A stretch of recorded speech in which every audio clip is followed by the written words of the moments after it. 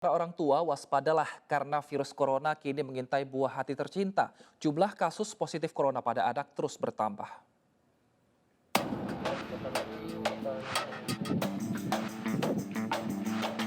Sebuah momen mengharukan viral di media sosial saat petugas medis menggunakan alat pelindung diri atau APD menjemput seorang balita berinisial NR di Palembang, Sumatera Selatan yang terpapar virus COVID-19.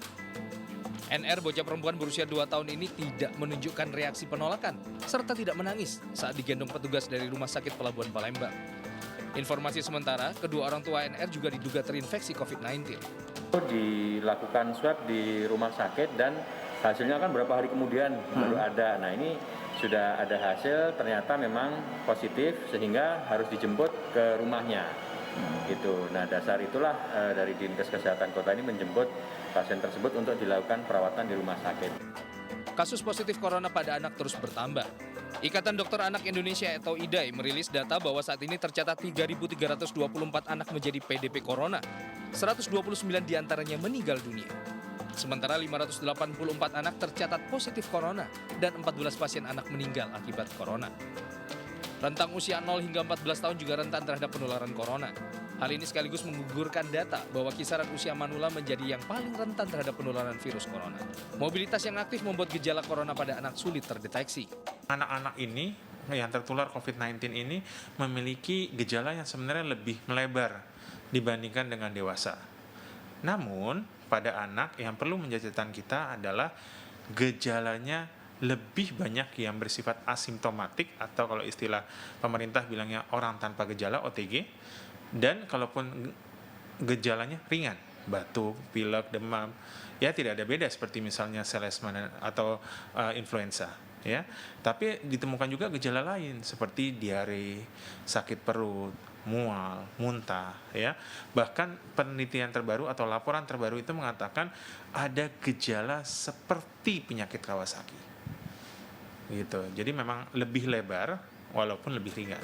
Berakhirnya PSBB di sejumlah daerah membuka peluang kegiatan belajar mengajar di sekolah kembali berlangsung. Kondisi ini membuat orang tua dan guru harus ekstra waspada untuk mengawasi aktivitas anak agar terhindar dari risiko penularan COVID-19. Tentunya protokol kesehatan dan budaya cuci tangan, mengenakan masker, dan membatasi kontak langsung harus terus dilakukan untuk memutus rantai penularan corona pada anak. Tim Liputan 9 News melaporkan. Guna mengetahui seberapa bahayanya corona pada anak, kami sudah terhubung dengan dokter spesialis anak, Dr. Kanya Fitzuno. Selamat sore, dokter.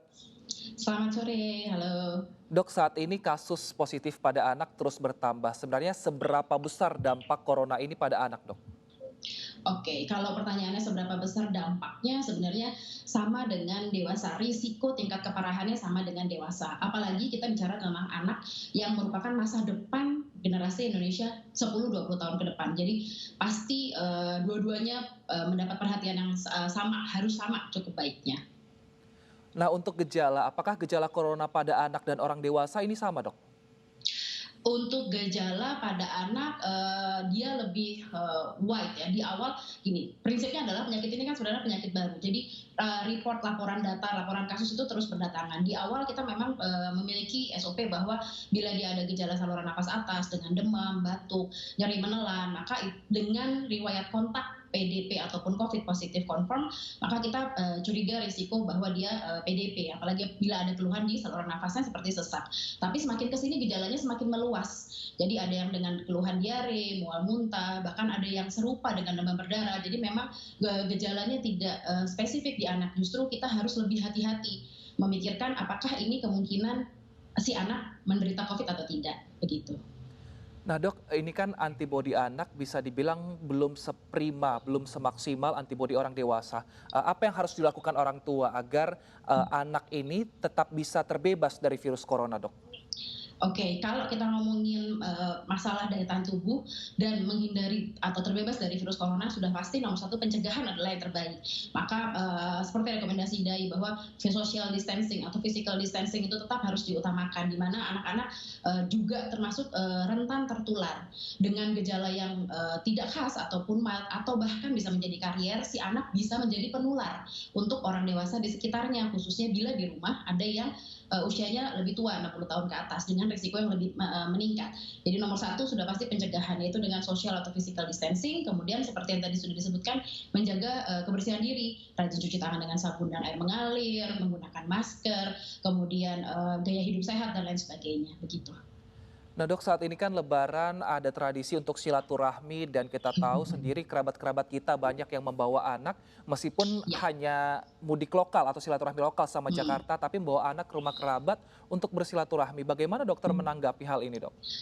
Sebaiknya itu tindakan yang sangat berisiko ya, sangat berisiko sekali. Sebaiknya dihindari, sebaiknya tidak dilakukan karena sekarang teknologi juga sudah maju, kita bisa melakukan daring, kita bisa berikan pengertian kepada anak karena sekali lagi kita tidak pernah tahu apakah orang yang kita temui di luar, mau itu kerabat, mau itu kakek nenek, mau itu saudara, apakah dia berisiko sudah terinfeksi dari orang lain yang sudah pernah ditemui sebelumnya. Nah itu kita tidak tahu karena kasus OTG juga banyak.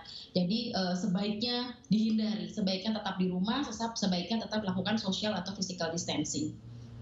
Nah, bagaimana dengan wacana pemerintah yang katanya Juni sekolah akan kembali beroperasi, otomatis anak-anak akan kembali ke sekolah. Apa yang harus dilakukan orang tua agar ketika anak bersekolah, bersosialisasi dengan teman-temannya, ini tetap bisa fit dan tidak terkena virus corona, dok? Oke, pertama ini kan masih wacana ya, kita belum ada keputusan resmi dari pemerintah apakah benar jadi atau tidak. Maka sebaiknya kita menunggu kepastian tersebut. Tapi yang kedua, apa yang harus dilakukan oleh orang tua, kita akan menunggu kepastian dari rekomendasi IDAI karena dari tim IDAI juga memang sedang merapatkan dan sedang menggodok masalah ini. Bila ternyata memang benar Juni kita akan kembali ke sekolah, apa yang sebaiknya dilakukan? Atau bila memang bisa ditunda, maka apa yang sebaiknya dilakukan? Maka memang dari IDAI kita sedang menggodok masalah ini dan kita tunggu nanti rekomendasi IDAI gimana keluarnya. Baik, untuk sementara ini perbincangan di Ikatan Dokter Anak Indonesia sendiri, apakah memang sudah mengikuti pemerintah jika nanti wacana ini nanti diterapkan, dok? Oke, kalau rekomendasi dari IDAI yang terakhir yang sudah dikirimkan kepada seluruh dokter anak Indonesia adalah bahwa kami masih menyarankan untuk menunda karena angka kejadian, angka positif, angka OTG, bahkan angka meninggal karena COVID dan PDP itu sangat tinggi. Jadi untuk kasus di Indonesia, bahkan kita tertinggi di Asia dari data yang kita dapatkan. Jadi kalau dari IDAI sendiri, melalui rekomendasi yang sudah disebar ke seluruh dokter anak Indonesia, kami masih berharap sebaiknya terjadi penundaan. Tapi memang hal ini masih akan terus dipikirkan, akan didiskusikan, dan akan kita tunggu rekomendasi berikutnya bagaimana. Tapi terakhir, kami masih berharap bahwa itu masih terjadi penundaan dan kita masih bisa sekolah dengan jarak jauh. Gitu. Nah dok, anak-anak ini kan kita tahu mungkin apalagi anak-anak yang sedang tumbuh kembang, sangat aktif, beraktivitas ke sana kemari. Nah Betul. mungkin ada juga yang keluar rumah hanya sebatas di halaman. Apakah untuk jangkauan mana yang paling aman agar anak-anak ini tetap bisa bermain namun tidak terkena virus corona, dok? Nah itu dia. Memang peliknya masalah kehidupan anak adalah ini, kita tidak bisa menuntut anak untuk stay at home benar-benar 100% karena anak itu butuh media untuk eksplorasi, untuk terus bertumbuh dan berkembang sesuai dengan potensi masing-masing. Jadi kalau pertanyaannya sejauh mana bisa bermain, mungkin di halaman rumah, di sekitar rumah masih boleh, asal tetap usahakan menggunakan masker, usahakan tidak menyentuh mata dan mulut, usahakan kemudian cuci tangan dan seterusnya. Dan bila memang terpaksa ingin bermain di sekitar perumahan, tetap menjaga jarak 1-2 meter dengan orang di sekitarnya, begitu. Nah dok, untuk seperti tadi disarankan mencuci tangan dan menggunakan masker, ini kan juga sekarang banyak beredar masker kain yang untuk warga yang mungkin kita tidak tahu bahan kainnya seperti apa karena kita kaum awam untuk itu, dan mungkin juga untuk mencuci tangan untuk anak. Nah mungkin kan ada kulit anak yang lebih sensitif dari orang dewasa. Adakah anjuran untuk menggunakan produk yang mengandung bahan apa sehingga ini juga bisa menjadi rekomendasi bagi orang tua untuk tetap menjaga kebersihan, dok? Tidak. Oke, untuk masker kain pertama, mungkin kita bisa pilih yang minimal 2-3 lapis kain ya. Jadi daya proteksi untuk terhirup droplet itu menjadi lebih minimal dan tetap dengan menjaga jarak. Jadi harapannya droplet itu tidak mencapai ke lingkup area pernapasan si anak, begitu ya. Kemudian yang kedua adalah bahan. Kalau pertanyaannya misalnya apakah harus mencuci tangan dengan sabun khusus ataukah menggunakan hand sanitizer dengan sabun khusus, tidak ada. Sabun apa saja bisa digunakan, mau sabun bayi, sabun dewasa, sabun mandi, apa saja bisa digunakan asal caranya benar dan lama mencucinya benar, yaitu minimal 20 detik setiap kali siklus melakukan pencucian tangan dan dibilas dengan air mengalir, begitu.